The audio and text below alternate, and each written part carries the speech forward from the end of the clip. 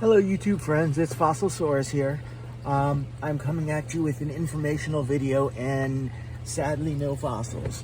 But very cool information.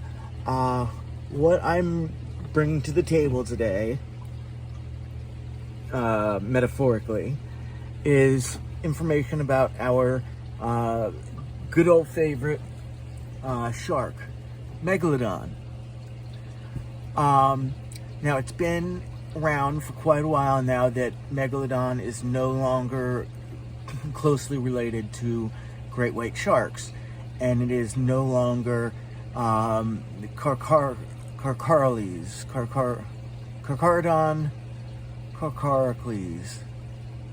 I believe, Megalodon. It is Otodus Megalodon now, which is entirely different family, genus. So what that tells us is that it looked differently.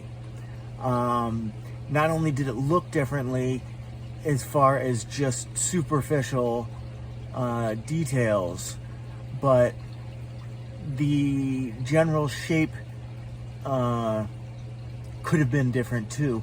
Probably not drastically. Like, it could have been more like a bull shark than a great white. So it still would have had the same general, overall general look to it, but just something that is clearly different. Which, that's something I know that some people are upset about. But you know what? Having a bull shark that size is just as scary as having a great white that size. Let me tell you what. Okay, so it's not a big loss. Nobody has to get upset about it. But recent study, I didn't know until not too long ago, number of years ago, that there were actually quite a few Megalodon vertebrae that have been fossilized and found. And in one case, there's an entire associated column of 144 vertebrae. Now, some of them are just like crescent moon slice, like shape pieces. Like they're not impressive pieces. But some of them are full circles, full vertebrae. But there are 144 of them. I don't know how many. I looked up to try and see how many vertebrae are in a Megalodon vertebral column, but I couldn't find that. So unfortunately, I can just say that's a good portion of their spine, but I can't tell you how good, how much it is. But what they are able to extrapolate from that, despite not having the whole thing, is based on the width of the vertebrae themselves and the shape of the vertebrae themselves. They were able to go back and relook at size estimations, and despite any differences in size based on the switch from being great white relative to being an Otodus relative, or to being an Otodus, that whole thing aside, whatever size difference that caused, there is now an additional difference of extra length. They believe it's more of a slender shark.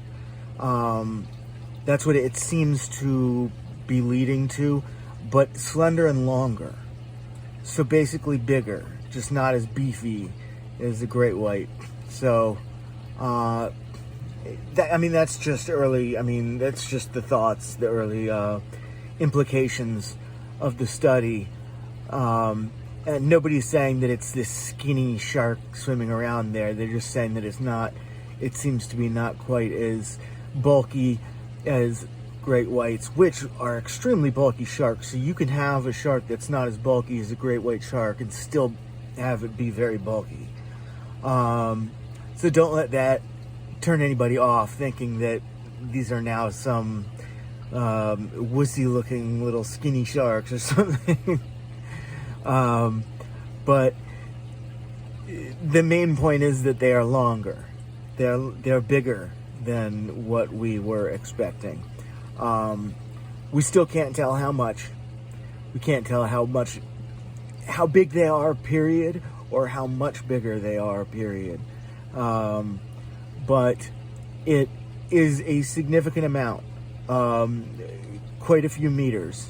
If you look at the just kind of like very simple drawing explanations of what they're talking about, it makes it look like it's a very significant amount, like 5 to 10 meters or something, which it very well could be. I'm taking that with a grain of salt because those are just rinky-dink little drawings to illustrate a point. They're not like scientifically accurate illustrations, but I am going to accept the fact, look at them and say, okay, so the point that they're making is that Megalodon could be significantly larger than what we thought. So it doesn't mean it is, might just be a little bit, but it is very cool now to know that anybody who was upset about them moving from the great white family to the Ototus family,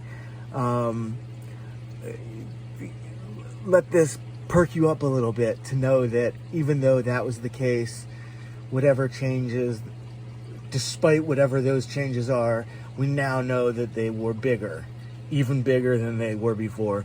And it's not like they became some skinny long wimpy sharks that couldn't do much. We know they still ate whales and tore into, I mean, we have proof that they were just as they're just as brutal as we always thought they were. We have the proof in whale bones and everything like that. So just because they weren't like great white sharks doesn't mean that they weren't just as dangerous as we always thought they were. So don't let that thought go around in your head that they're any less dangerous and impressive than we've always thought they were. Now they're just bigger too. So thanks for watching. Sorry I didn't have any fossils to show you this time. Hopefully I will soon. And hopefully I'll see you there.